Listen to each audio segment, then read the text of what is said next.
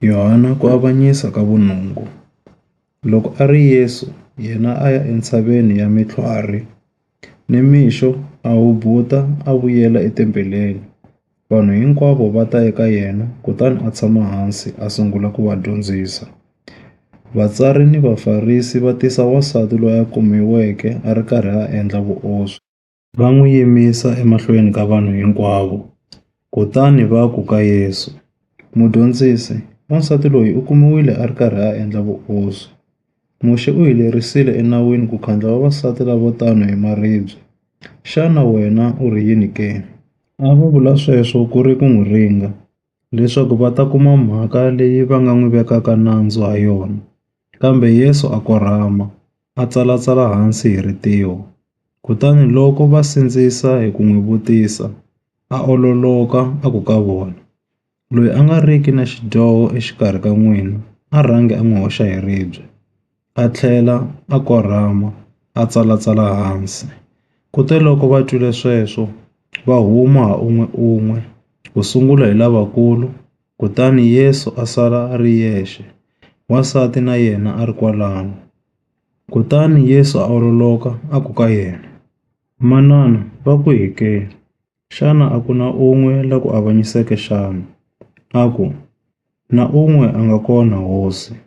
Yesu a ku ka yena, na mina a ndzi ku avanyisi. Famba, kutani u nga ha tlheli u dyoha. Kutani Yesu a engeta a vulavula na vona a ku, hi mina ku vonakala ka misava.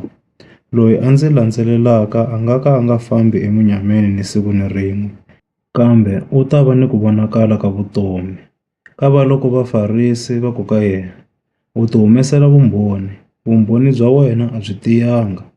Yesu a va hlamula a ku, na loko ndzi ti humesela vumbhoni, vumbhoni bya mina byi tiyile, hikuva ndzi tiva lomu ndzi humaka kona ni lomu ndzi yaka kona. Kambe n'wina a mi tivi lomu ndzi humaka kona, ni lomu ndzi yaka kona a mi ku tivi. N'wina mi avanyisa hi mukhuva wa vanhu, mina a ndzi avanyisi munhu. Kambe na loko ndzi avanyisa, ku avanyisa ka mina hi lokunene, hikuva a ndzi ndzexe, kambe Tatana la ndzi rhumeke u na mina. Enawini wa n'wina ku tsariwile leswaku vumbhoni bya vanhu vambirhi byi tiyile. Hi mina la ti humeselaka vumbhoni, kutani na yena Tatana, loyi a ndzi rhumeke, u humesa vumbhoni ehenhla ka mina. Va ku ka yena, tata wa wena u kwihi? Yesu a hlamula a ku, a mi ndzi tivi, hambi a ri tata wa mina a mi n'wi tivi. Loko onge mi ndzi tivile, i nge mi tivile na tata wa mina. Yesu u vulavurile marito lawa loko a ri karhi a dyondzisa etempeleni, laha swibya swa nhlengo a swi tekiwa kona. Kutani a ku vanga na un'we la n'wi khomeke, hikuva nkarhi wa yena a wu nga si fika. Yesu a engeta a ku ka vona, ndza famba, kutani mi ta ndzi lava, kambe mi ta fela eku dyoheni ka n'wina. Laha ndzi yaka kona, mi nga ka mi nga ha yi.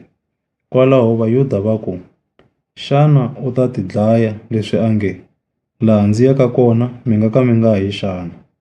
A ku ka vona, n'wina mi huma kwala hansi, mina ndzi huma le henhla. N'wina mi va misava leyi, mina a ndzi wa misava leyi. Hi swo leswi ndzi mi byeleke swona loko ndzi te, mi ta fela eswidyohweni swa n'wina. Hikuva loko mi nga pfumeli leswaku mina ndzi yena, mi ta fela eswidyohweni swa n'wina. Kava loko va ku ka yena, hi wena mani? Yesu a ku ka vona, ndzi ni mhaka yihi ku tiya ndza ha vulavula na n'wina xana? Ndzi ni leswo tala leswi ndzi nga swi vulaka ni ku swi avanyisa ehenhla ka n'wina. Kambe loyi a ndzi rhumeke i ntiyiso wa xiviri. Kutani leswi ndzi swi tweke eka yena ndzi swi tivisa misava. A va tivanga leswaku a vulavula na vona hi swa Tatana. Hikokwalaho Yesu a ku ka vona, loko mi ta va mi tlakusile N'wana wa Munhu, hi kona mi nga ta tiva leswaku mina ndzi yena. Naswona mi ta tiva leswaku a ndzi endli nchumu hi ku tirhandzela ka mina, kambe ndzi vula swilo leswi hi laha Tatana a ndzi dyondziseke ha kona. Loyi a ndzi rhumeke u na mina, a nga ndzi tshikanga ndzi ri ndzexe, hikuva masiku hinkwawo ndzi endla leswi n'wi tsakisaka. Loko a ri karhi a vula timhaka leti, lavo tala va pfumela eka yena. Yesu a ku ka Vayuda lava pfumeleke ka yena, "Loko mi tiyisela eritweni ra mina, mi vadyondzisiwa va mina hakunene, naswona mi ta tiva ntiyiso, kutani ntiyiso wu ta mi tshunxa." Va n'wi hlamula va ku, "Hi vatukulu va Abrahamu, a hi si va mahlonga ya munhu ni siku ni rin'we.